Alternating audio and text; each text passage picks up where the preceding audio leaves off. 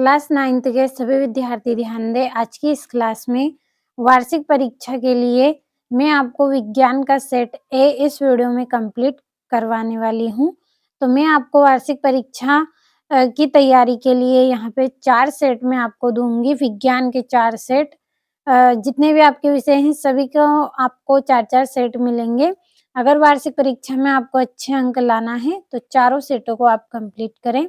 तो बिना किसी देरी के पहले प्रश्न को हम पढ़ते हैं।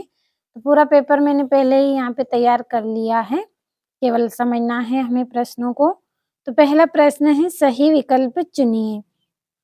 पहला है, निम्न में से कौन सा ऊर्ध्वपातज पदार्थ नहीं है?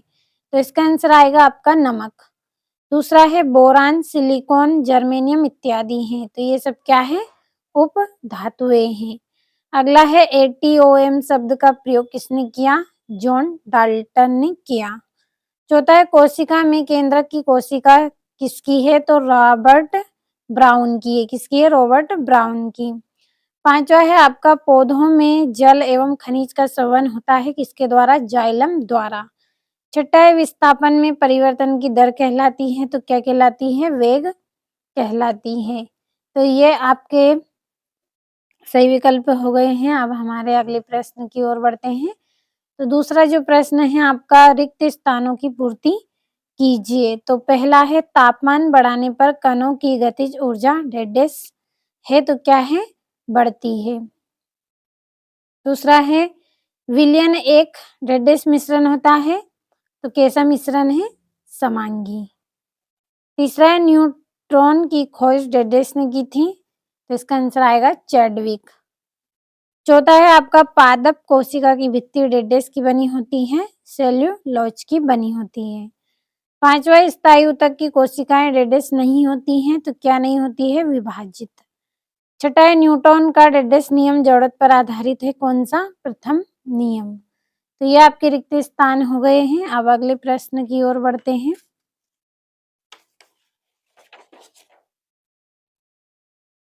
तो ये आपका तीसरा प्रश्न, सही जोड़ी लिखिए।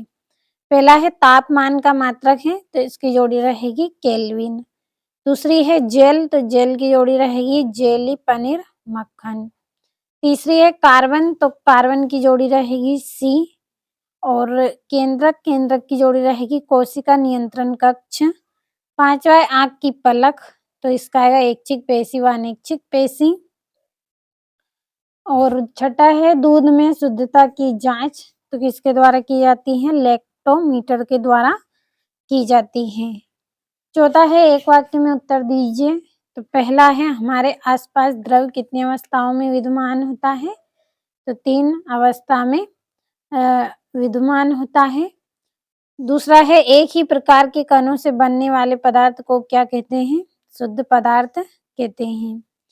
तीसरा है, कैल्शियम हाइड्रोक्साइड का रासायनिक सूत्र लिखिए। CaOH2।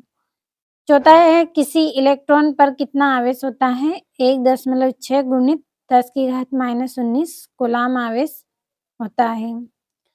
अगला है, वेग में प्रति सेकंड होने वाली कमी को क्या कहते हैं? मंदन कहते हैं। छठा है, दो अथवा दो से अधिक फसलों को निश्चित कतार पैटर्न में उगाने को क्या कहते हैं? अंतरा फसलीकरण कहते हैं। तो ये आपको जो मैं प्रश्न कंप्लीट करवा रही हूँ ये केवल वार्षिक परीक्षा के लिए है। अगर आपको वास्तव में अच्छे अंक लाने हैं तो कंप्लीट आप जरूर कर लें।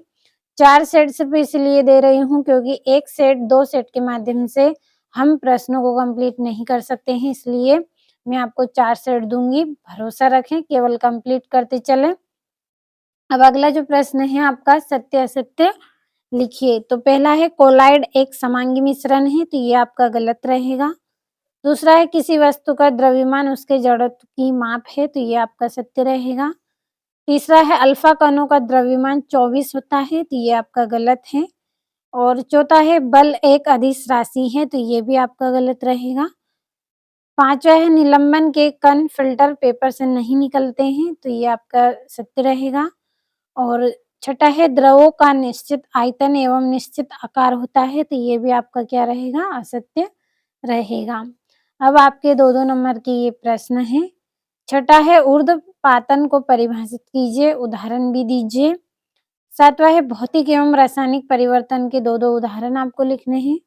8वां है समांगी मिश्रण एवं विसमांगी मिश्रण को उदाहरण सहित समझाना है आपको। 9वां है रदरफोर्ड के परमाणु मॉडल की क्या सीमाएं हैं, कोई 2 लिखनी है। 10वां है हाइड्रोजन के 3 समस्थानिकों के नाम व संकेत आपको बताने हैं।